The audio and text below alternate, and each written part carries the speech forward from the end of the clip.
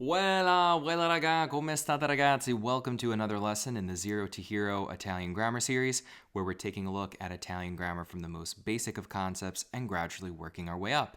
We're now in the section of our series where we're looking at the finer points of Italian, as I like to call them. Today we're going to be covering the difference between da quanto tempo and per quanto tempo. Let's go straight on over to the digital whiteboard. So today we're going to talk about da quanto tempo and per quanto tempo. Per quanto tempo. Allora. So this is something that you'll find in a lot of Italian courses. They teach pretty early on. I like to teach this at different points. Whenever I'm teaching Italian, I've probably said this before in this series.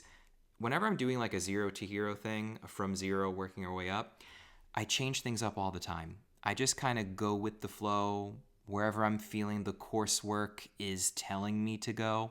For example, I taught the congiuntivo one time really early on, back when I did Weilà University. If anyone remembers Weilà University, let me know in the comments. But yeah, so I've done all kinds of things, but we're doing da quanto tempo and per quanto tempo way later on in this series. You can, of course, watch these videos in any order. It depends, if you're looking at these videos now before after they've already been uploaded week after week, you've got everything in front of you. But for those that are watching this live as they're happening, you're seeing everything come out one by one, week after week. Anyway, let's talk about da quanto tempo per quanto tempo.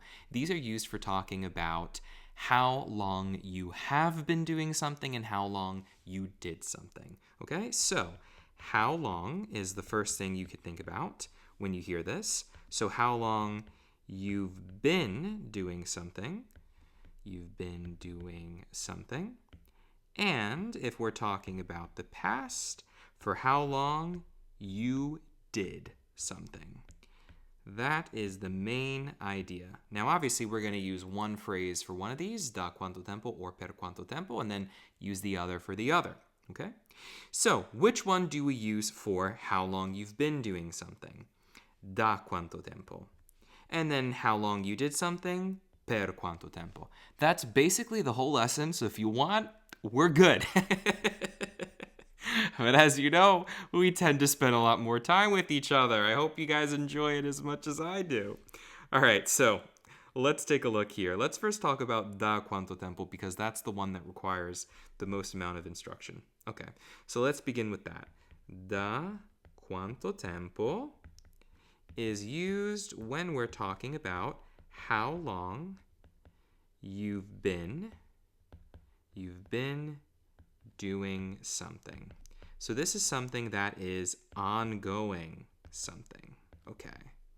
So this is ongoing. Nice. Now, usually we use this with the present tense in Italian. For example, if I wanted to tell you, I just want to highlight this right here, nicey nice, bello bello, I can ask someone, da quanto tempo studi l'italiano? Okay, this means, how long have you been studying Italian? I'm going to write that down for you so you have the English translation. How long have you been studying Italian? Now, for any of my friends out there that study English grammar, you'll know that we are using two different verb forms here in English and Italian. In Italian, we're simply using the present tense. In English, we're using the present continuous. So we're not just saying how long you study Italian. That would be the literal translation. Literal meaning word for word, studi means study. So how long you study. Now, from a practical perspective, do we speak that way in English? No. Instead, we say, how long have you been studying? We use this form, the continuous. This might actually be the past continuous. No, I think this is present continuous. Have you been studying? Or wait, present perfect continuous. That's what this is. Present perfect continuous. Yes, because the present perfect in English is like have done, have seen, have studied. But now when you have that been in there, how long have you been studying? That is the present perfect continuous. If I'm not mistaken, se non mi sbaglio. Se non mi sbaglio. One of my favorite expressions in Italian. If I'm not mistaken. Cool. In Italian, we say if I am not wrong, which could work. If I'm not wrong, yeah, that could work in English. But I think it sounds better to say if I'm not mistaken. So anyway, just wanted to point that out. If it doesn't make sense, as I always say to my students in the live group lessons I teach every week on Zoom, if that doesn't make sense, just leave it in your back pocket. You know what I mean? Put it on the back burner. Just kind of let it stay there simmering. It's okay. All right? It's not like crucial to understanding this. Could it be? Yeah. Depends on what kind of learner you are. You know what I mean? What I do is I just throw out a bunch of stuff. Whatever sticks for you, it sticks. If it doesn't stick, that's okay. We'll try to find another way to make it stick. So, da quanto tempo studi l'italiano is how long have you been studying Italian? It's going on right now. Now, how can you respond? Okay, so that's the question. You could obviously just say 2 anni. I always say whenever you're using a digit, write it out also, because numbers are so neglected. At least the way that I learn and the way that I teach, numbers are really, really heavily neglected. Where in the Zero to Hero Italian Grammar series have we covered numbers? That's right, nowhere, and we're not going to. We don't do that here. We just focus on grammar. So anyway, always write out the numbers, okay, when you have the opportunity. I have to remind myself that, okay? I'm not just telling you. You have to do not only as one says, but as one does. We want both of them to line up, okay? Anyway, you could just respond by saying 2 anni. So you've been studying for 2 years? Cool. I've been studying for 2 years. That's fine. You could also say da 2 anni. Now, what would the translation of this be? This would be for 2 years. Now, I know for some of you, the alarm is going off, and you're saying, or you just slammed on those brakes. You're like, Tom, da means from. It does not mean for. Especially if you've watched our prepositions video, which I'll have linked down below, you'll be thinking this. Here's the thing. Prepositions do not always perfectly line up. Now, we covered a bunch of these sort of things in our previous videos on prepositions. I think we've got one here in the Zero to Hero series, and then I've got other videos on prepositions on my channel, which I'll link down below. Prepositions can take on different meanings depending on the context. All right? So in this situation, da corresponds to the English for. It's just the way that we do it. Okay? Da 2 anni, for 2 years. So when someone asks you, da quanto tempo studi l'italiano? Tu puoi rispondere con 2 anni o da 2 anni. So when someone asks you how long have you been studying Italian, you can say 2 years or for 2 years, right? I think we would say for 2 years much more commonly in English than just 2 years. Depends on how you speak. For me, I know I always include that for. As such, I like to also include it in Italian. Da 2 anni. Now, what happens instead if I want to specify the year in which I started? So we're filming this video in 2025. 2 years ago was 2023. So let's use that in our example. So instead of for 2 years da 2 anni, I can say dal 2003. So this now means since 2023. So this number I'll write out like this. 2003. I always, see, this is why we have to write out the year, because sometimes I get confused how it should be spelled. So I'm going to now double check in real time. 2023. Let's double check. Yeah, 23. Is, because I might also have to use the accent. Exactly. That's also why I wanted to double check. 2023. Hello. I just wrote 2003, which is 2003. Good thing also. That's also a good reason why we write it. So 2023. Okay. That's why, my friends, we have to write them out. 2023. 2023. 2023 is how they say it in Italian. They don't say 2023. You might see that around. I've seen it on TV sometimes, but I think that's just when the TV presenter wants to be cool. Like if you've ever watched Sanremo, when they had the host Amadeus, he liked using this terminology, 2023. But usually it's 2023 in Italian. Anyway, now notice something was a little different here. All of a sudden we're using a prepositional article instead of just the simple preposition. That is the rule, okay? So, when saying a specific year, say dal. That's the rule. If you're not, you say da, okay? Same thing with using a day of the week. So if you want to say, when saying, saying, if I can remember how to write a G, a number of years, so when saying a number of years, I'm just going to do some shorthand, or a day of the week, you're just going to use da. Use da. Okay? So for example, if you've only started this week, you can say da ieri. That means since yesterday. Since yesterday. We can say da 2 anni. Da 2 anni. That would mean for 2 years. We can say dal lunedì, which is since Monday. All right, cool. And I just want to highlight what I did over here. Sometimes my accent marks get a little sloppy on the board because I'm writing on a screen, so it's not always perfect. But anyway, take a look at what we did here. Days of the week have to have an accent on the final I. That was the point of me saying that. Da, da, da. Da ieri, da 2 anni, da lunedì. Okay? Very nice. And that's when we say da. And as you can see, the translation in English varies. It's either going to be for or since.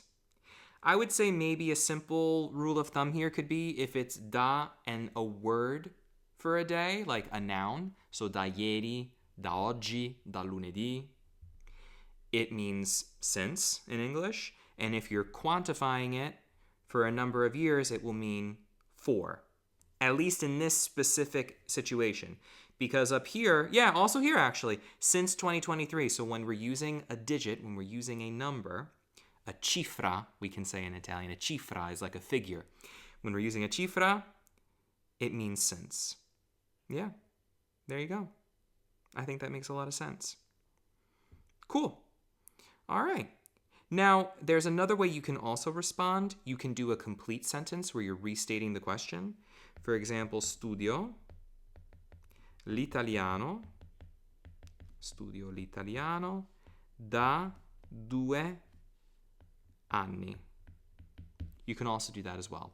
I've been studying Italian for 2 years. Okay? I've been studying Italian for 2 years. You can do that. Now let's talk about per quanto tempo, okay? Per quanto tempo. Now this is when we're talking about the past. You no longer study it, okay? So if someone asked you, for example, the same question they could say, or would they say it? Let's just break that down for a moment. Would someone say, da quanto tempo hai studiato l'italiano? And you can respond, l'ho studiato per 2 anni. Yeah, you could. You could totally do that. So if someone said, thinking that you still study it, they could say, da quanto tempo. Let's use a different example, okay? Let's use the example of how long you've lived somewhere, okay? Da quanto tempo vivi in Italia? Let's do that. How long have you been living in Italy? You could respond this way. Ho vissuto in Italia per 5 anni. Let's say that. 5 anni. Vissuto might have two S's. Is it vissuto? Vissuto. No, actually, I don't think so. It should just be one S. Anyway, ho vissuto in Italia per 5 anni. So this means I lived in Italy for 5 years. I'm no longer living there. And we use the past tense, the passato prossimo. Ho vissuto. Ho vissuto in Italia per 5 anni. Oops, that is the eraser, not the highlighter. Per 5 anni is I lived in Italy for 5 years. So it's done and over with. So maybe someone still thinks you live there, right? Now, what if they know you no longer live there? Obviously, they can rephrase the question and say instead, per quanti anni hai vissuto in Italia? You know what? That's going to drive me crazy. I need to know, is it with two S's or no? Is it with two S's? I'm just going to speak into my phone. Let's see what it gives me. So, let's say, hai vissuto. Ah, cavoli. It uses two S's. Because I'm writing it and I'm just like, dude, that doesn't look good. That does not look good, man. That doesn't look good. Okay. Ay, ay, ay. There we go. Per quanti anni hai vissuto in Italia? How many years did you live in Italy? You could also think of that as being, you know how we say all the time in everyday spoken English, for how many years did you live in Italy? Or how many years did you live in Italy for? You know? It's kind of like a corresponding thing with per. You can think of it that way. And obviously you could say per 5 anni, which would mean for 5 years. You could say that. Or ho vissuto in Italia per 5 anni, like we said qua. Ho vissuto in Italia, and I forgot the U. Ay, ay, ay. Anyway, per 5 anni. So yeah, or we could restate the question. Now, what about if you want to share with someone the time frame, the number of years from which you lived in Italy, right? You could say this. Dal 2020, let's do that. Let's do 2020. So if we're going 5 years back from 2025, dal 2020 al 2020, just gonna put a little dash there, 5. So dal 2020 al 2025. So from 2020 to 2025. So that's when I lived there. From this point to that point. From 2020 to 2025. So that would be your equivalent of saying from and to. Dal 2020 al 2025. From 2020 to 2025. As we can see, now all of a sudden, the prepositions are lining up a whole lot more nicely than they were before. Context is everything with prepositions. It's just as what it is. This is this context, that was another context. That's it. Because translations depend, you know? It's not always going to be literal. This happens to be literal, which is pretty cool. Or as literal as you can get, because dal can also mean from the. Al can mean to the. Just the way it is, man. Just the way it is. Cool. Very nice. I think we've covered everything, guys. Yeah. Use the present tense with da quanto tempo. Use past tense with per quanto tempo. There are some other combinations you could come up with. I think this is enough. I think this is the most common way of speaking. If we feel we need to make another video on this, we certainly can. Let me know what you guys think down below in the comment section if you want more istruzione on this, if you want more instruction. on this, we could certainly do it. Be sure to check out all of the other lessons in the Zero to Hero Italian Grammar series, along with all of the other videos I've got on my channel. This is not the only thing I do. This is a specific thing that I'm doing. It's very different from stuff I've done in the past. Only on occasion I've used the whiteboard when it's like really necessary for me to make sure I can explain some of the finer points of Italian with precision and in greater detail. And also, I think it helps someone to see my thought process. Even just seeing how someone underlines, how they highlight, how they point to something with an arrow. I think all of that stuff is really, really helpful. So I like this method, and this is my free Italian grammar course on YouTube. I was thinking, hey, I really want to do a course. How should I do it? And I was thinking. I was like, dude, do it on YouTube. Make it free. Keep it simple, man. Keep life simple. And as I've said in my prior videos, I believe that with education, you should have the paid version and the free version, but it doesn't mean the free version should be any less in quality than the paid one. So that's what we're doing here. I feel like I've achieved it. I hope you guys feel that same way too. That'd be pretty awesome. And yeah, so check out all the other videos we have, anything else I've got on my channel. If you ever have ideas for future videos that you want to see, just let me know. And yeah, always remember to spread the love, guys, and I'll catch you all in the next video. Va bene? Alla prossima, ragazzi. Ciao.